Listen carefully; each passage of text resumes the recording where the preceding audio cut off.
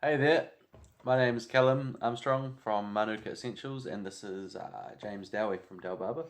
Sure, bro. Welcome aboard. Yeah, good to be here. Yeah. So today we just wanted to have a bit of a chat about your experience working with Mānuka Essentials and using our products in your barbershop. Yep. So James runs DOW Barber in Brisbane. He was our first Australian barbershop to stock the products, and it's been an interesting journey over the last. How long's it been? 6 months, 9 months, a year maybe?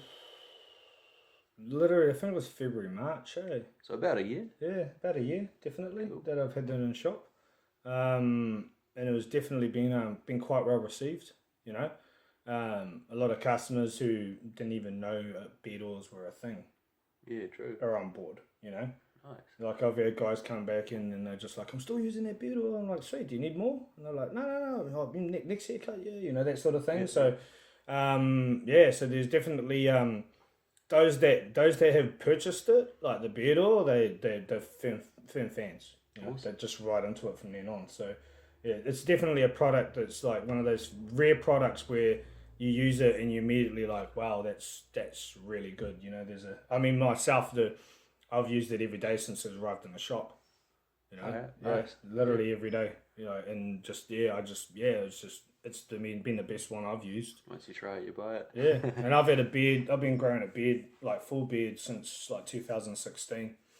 So on and off, but you know, pretty much mostly. Like I think I've probably shaved off 3 times during that period. Oh, nice. And yeah, and like this is the first one that I don't know. Like some products you get too used to.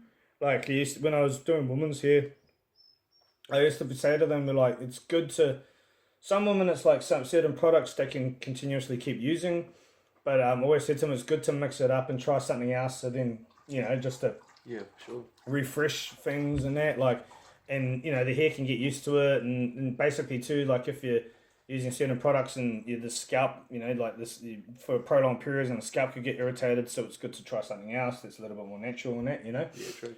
But yeah, with this product, because it is all 100% natural and effectively hypoallergenic, for the vast majority of the population, then yeah, I've just found that it's just a very easy product to sell because it's quality. That's what it really comes down to. The beard oil's definitely been going well. Most people like myself, like me myself, when I first tried it, when I had put it on my face, it reminded me of sitting down here at the mount at the beach in the sand dunes with the sea breeze coming through, and I just had picking up the smell of the grasses and the dunes, and it just had that, and especially at springtime, so when the pollen's in the air and that, and it had that sort of basically after scent, I guess, like it just reminded me of sitting at the beach.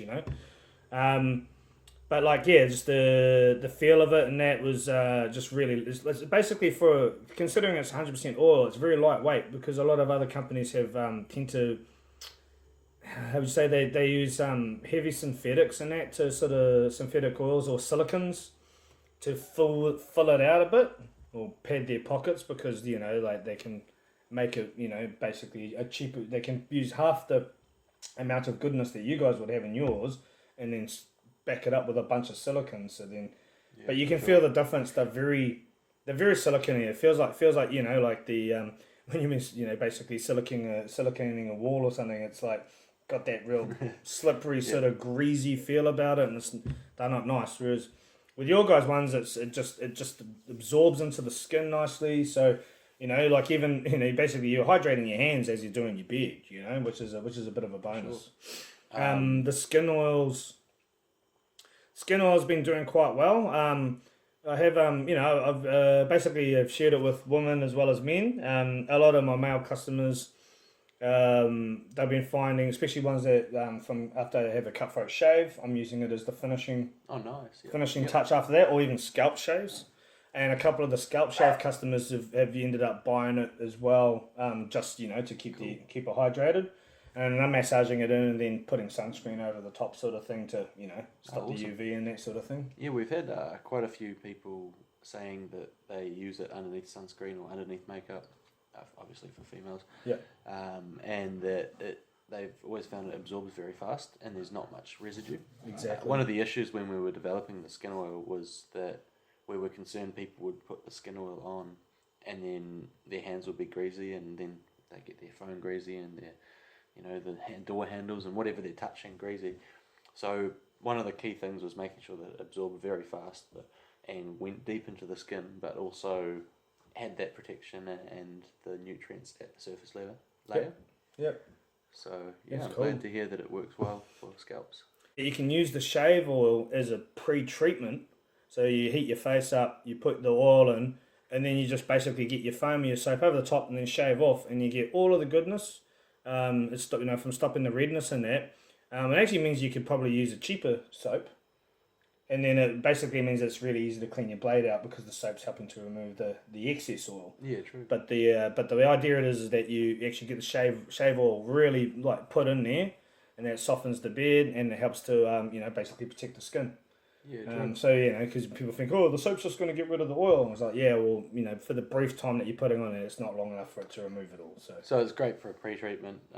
Totally great for a I pre-treatment. use the shave oil for shaving instead of shave foam or cream or gel. Yep.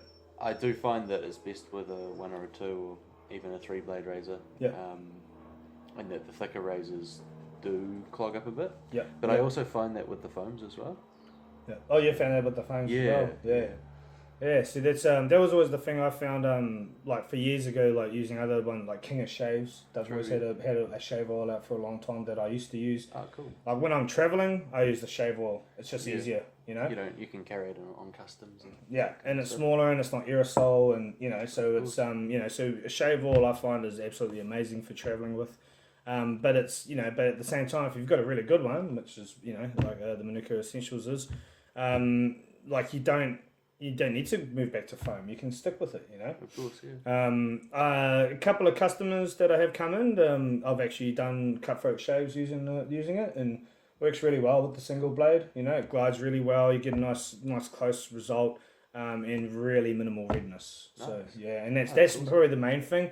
Is that like redness and nicks and stuff like that, like basically abrasions to the skin. Yeah, it definitely eliminates or really drastically reduces the redness that you get. What is your top tip when using whatever your favourite product is? Yeah, so I suppose it would be it'll definitely be the beard oil. So my top tip is that when you freshly wash your beard, use a couple of drops more than you normally would if it wasn't freshly shampooed. Just to sort of really just get it in there. But then I find is like, say for example with me, I generally go 4 drops standard for my beard, so I do 6 drops once I've freshly washed it. Yeah. That's pretty much the main thing there. As we were discussing earlier, when you first put it in, like really massage it in, right in to your skin, so you can sort of feel you're rubbing it in there and that. Nice and deep. Because the anti-dandruff properties don't work if you're not getting it down to the skin, Of course, yeah. And most guys will just go like that, but if having a comb, and using the wide tooth is probably the best thing. Depending on how long the beard is. If you've got super long beard, then you want a shower comb, like you want a big wide one. But even just a normal comb, if you're using a wide tooth end in that, you're going to less likely to get tangled up. And it just goes through, distributes the beard oil a lot more evenly across the beard. Some people even use the boar bristle. Yeah, boar bristle brushes are really good. I always find though it's better to use boar bristle when your beard's dry. True. And then add the oil in afterwards. Okay. Because basically, if your beard or any of your hair is wet, like this, it goes for using natural bristle brushes on your hair as well.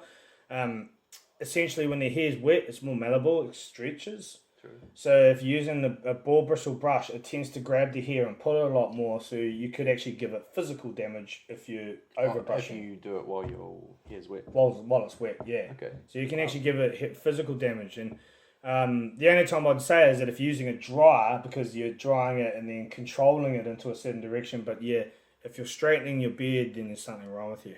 Brace the curls. Girls love the curls. Yeah, the Afro. And that goes out to that company that's got the beard straightening thing. Like, honestly, on every single man page I've ever seen, they just give crap to anybody that says, "Oh yeah, I'll use that," and like, then next thing you know, getting roasted. So if you want to be roasted, straight beards, man. We're not kung fu masters. You know what I mean? Like, unless you're fully practicing kung fu and you've got the Fu Manchu going on, you don't need to straighten your beard. It's the worst thing you can do to it, Yeah, fair enough. Although you could say the same with hair. Yeah, but most dudes don't straighten their hair. True. Yeah, fair enough. Well, yeah, there's basically chicks on the other hand, yeah, but I mean that's because chicks always want in regards to hair, women always want what they don't have. They want the best. So you see a girl with beautiful natural curly hair and you go, I love your curls, and then they're probably thinking to themselves, I just wish I had straight hair. My hair's just so uncontrollable, it does my head in, because I've heard that conversation so many times. And then you get girls with fine, dead straight hair, and the other ones that always come in to get, they'd get curls done with GHDs. So it's, they always want the opposite to what they have, Want what you can't have. Grass is greener on the other side. It totally is, but then if they talk to someone that had the opposite, they'd realise that they're both the same. They both want the, Yeah, true. Yeah. True. One day they'll probably you'll be able to head swap, You can always shave your head off, go bald and get a wig. This is true. All right. There's some crazy stuff out there. I've even heard of dudes having hair extensions on their beards. Yeah, that's pretty weird. That's neck level. It is real neck level. I mean, it's alright if you're doing a single braid down from a goatee because that looks kind of impressive. But yeah, don't get beard extensions. Don't. No, that's awesome. Thank you so much for being part of bro. our journey. Nah, man, And definitely we're thrilled been to glad be to be part on of your board. journey as well. Yeah, hard.